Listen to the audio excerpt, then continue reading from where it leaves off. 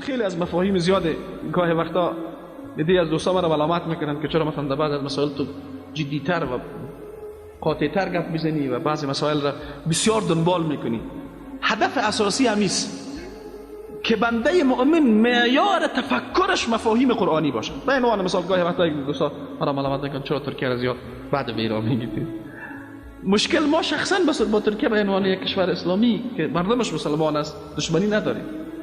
مشکلی است که خیلی از مردم نظام حاکم در ترکیه را که یک نظام نامشروع و سیکولر او را نظام موفق معرفی میکنه. دقت کردین؟ موفق معرفی کردن از او بر مبنای چیست؟ بر مبنای است که میگه ترکیه مثلا قدرت بزرگ اقتصادی شده. این معیار برای پیروزی معیار فکری اسلامی نیست. میگه ترکیه تانسته در یک زمان بسیار کمی بسیار زیاد از لحاظ اقتصادی رشد بکنه. من فهم گراف رشد در ترکیه خیلی بالا است، از لحاظ صنعتی، از لحاظ فلان، از لحاظ فلان، از لحاظ فلان. وقتی همه پیروزی های مادی دنیوی حاصل شود و ارزش های شرعی نقش شده باشه پیروزی نیست. در اندیشه اسلامی پیروزی نیست. متوجه منظور من میشین؟ آله به خاطر از اینکه یک نفر امین معیار اساسی فکریش برای قضاوت در مورد پیروزی و شکست غلط است، این باید اصلاح شود. متوجه منظورم شدین من چی میگم؟ اصلی ترین نکته همیست که یک کسی پیشرفت های مادی اقتصادی را معیار برای شکست و پیروزی و معیار برای درست و نادرست بودن قرار نده. یک کسی اقتدار نظامی را معیار برای پیروزی و شکست قرار نده. دقت کنید، یک کسی رشد اقتصادی و رشد صنعتی یک کشور را معیار برای پیروزی و شکست قرار نده. زمانی که ارزش های ایمانی نقض شده بود، وقتی ارزش های ایمانی در یک جامعه اسلامی نقض میشه، ولو از لحاظ مادی او کشور در بالاترین حدی از زندگی رسیده باشه، بر اساس تفسیر قرآنی این کامیابی نیست و این پیروزی نیست. و بنده مؤمن بر مبنای همین معیارها میسنجه که هنگامی که پیشرفت و کامیابی و ناکامی بر مبنای مفاهیم معنوی بود، ارزشمند است، در تفسیر اسلامی ارزشمند است.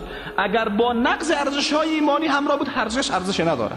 به همین خاطر ژاپن هم خیلی رشد داره از لحاظ اقتصادی، چین هم خیلی رشد داره از لحاظ اقتصادی، امریکا هم خیلی رشد داره از لحاظ اقتصادی و صنعتی و فلان و فلان و فلان.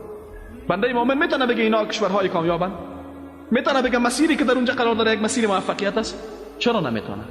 به عین ترتیب در مورد کشورها و ارزشها و افراد و اشخاص مسلمان هم رقم باید قضاوت صورت بگیره. و اسلام امیر میخواد که پیشرفت مادی با حفظ ارزش‌های ایمانی بوده باشه. هرگاه یک ارزش ایمانی نقض شود، هزاران پیشرفت مادی کامیابی حساب نمیشه. در اندیشه اسلامی کامیابی نیست. میشه یک نفر بر مبنای معیارهای مادی بگه کامیابی. در اندیشه اسلامی او کامیابیه که او دستاورد مادی، نظامی، سیاسی و اقتصادی که با نقض ارزش‌های ایمانی همراه باشه هرگز مورد قبول اسلام نیست. و انسان‌هایی که امین و فکر میکنن معیارهای اصلی فکرشان غلط است و این باید اصلاح شود. امی که ما میگیم فلانی نفر بر مبنای معیارهای اسلامی قضاوت نمیکنه، علت چیست؟ علت در همین نکته است که قرآن پیروزی را چی میدانه؟ پیروزی را برای کسی میدانه لا یستوی اصحاب النار و اصحاب الجنه اصحاب الجنت هم الفائزون. اصحاب جنت کامیابند و کسانی که در دنیا در مسیر رفتن به جنت قرار دارند که بر مبنای معیارهای شرعی سنجیده میشه. کسی که در مسیر حلال قرار داره، در مسیر حرام نمیتونه یک نفر در مسیر حرام باشه بگه جنت هم میره. پس هرگاه یک نفر مسیر خود عوض کرده بود، هر قدر دستاورد بزرگ مادی در دنیا داشته باشه، کل دنیا را فتح بکنه و کل دنیا را در اوج ترقی از لحاظ مادی و نظام نظامی و سیاسی اداره بکنه، این در اندیشه اسلامی ارزش نداره. و مؤمن بر مبنای همین معیار فکری قضاوت میکنه. و مفهوم اصلی ایمان همیست. یکی از مهمترین عناصر ایمانی که متاسفانه خیلی هایی را نقض کردن، حتی کسانی به بزرگی و علمایی که بی نهایت هم در جامعه اسلامی شهرت دارن و به اصطلاح جایگاه علمی دارن، اونا را ببینین بر مبنای این مقیاس نمیسنجن. قضاوتشان در مورد درست و نادرست بودن و صحیح و ناصحیح بودن و کامیاب و ناکامی بودن چیست؟ فقط عناصر محض مادی است. این معیار در تضاد با چیزی است که قرآن میگه. هرگاه یک کسی در زندگی خودش مثل حمزه ابن عبدالمطلب باره، حتی مسلم میشه، اعضای وجودش پارچه پارچه میشه، اما در مسیر حق قرار داره.